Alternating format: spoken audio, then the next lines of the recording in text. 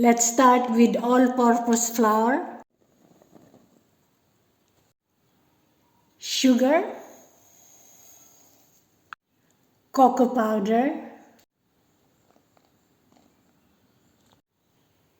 ginger powder for cake, ground cinnamon, baking powder, butter, room temperature butter. Start rubbing the butter into flour until it becomes like breadcrumbs, fine breadcrumbs. Add plain yogurt to butter and flour after they becomes like breadcrumbs.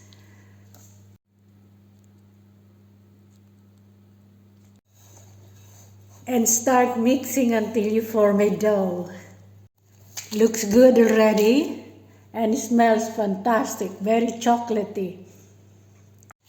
I'm going to leave this to rest for about 20 to 30 minutes. I'm putting the bowl in. While the dough is resting, I'm making sauce. Separating egg. I only need the egg yolk for this recipe. That's the egg yolk. All-purpose flour and cornstarch adding to egg yolk. Sugar into egg yolk and flour. And whisk it.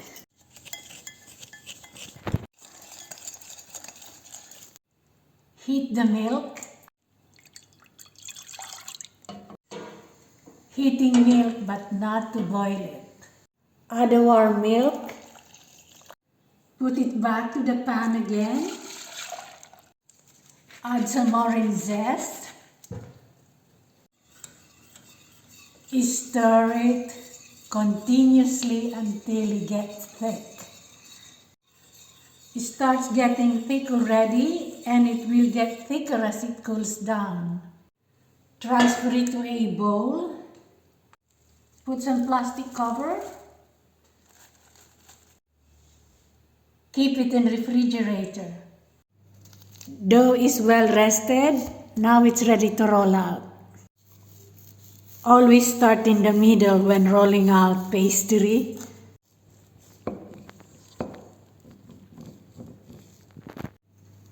I'm going to finish rolling out the pastry on parchment paper. I'm tidying up the edges of pastry just to keep it round. I'm cutting it before I bake it. And I'm putting it in a baking tray. And this is ready to bake in preheated oven.